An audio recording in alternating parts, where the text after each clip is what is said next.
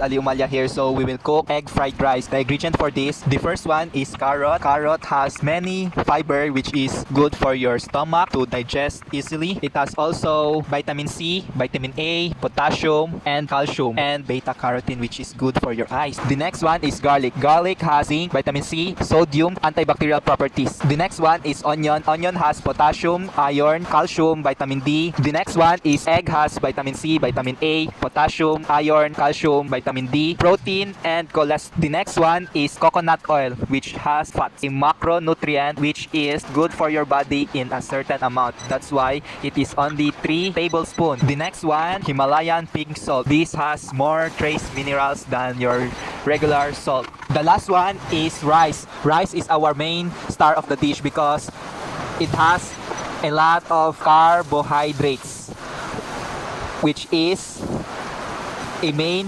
macronutrient that the body needs for fuel.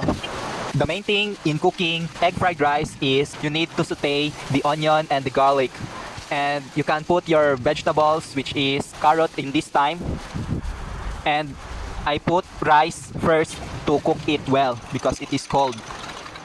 After that, I put egg into it and close the lid for a while, and I open it to mix it up so that it will be not soggy, and voila, you have egg fried rice.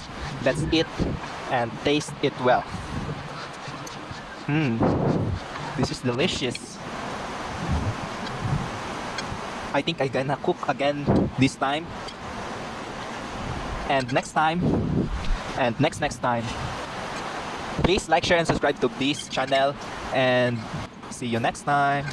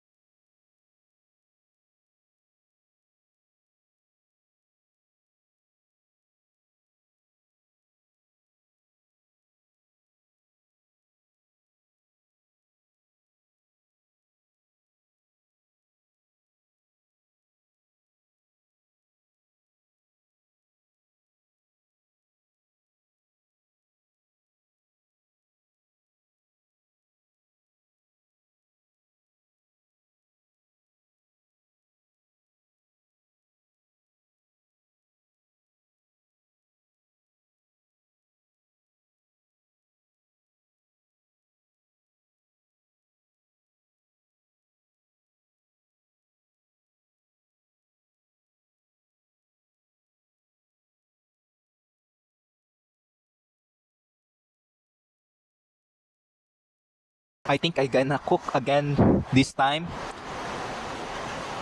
and next time, and next time. Please like, share, and subscribe to this channel, and see you next time.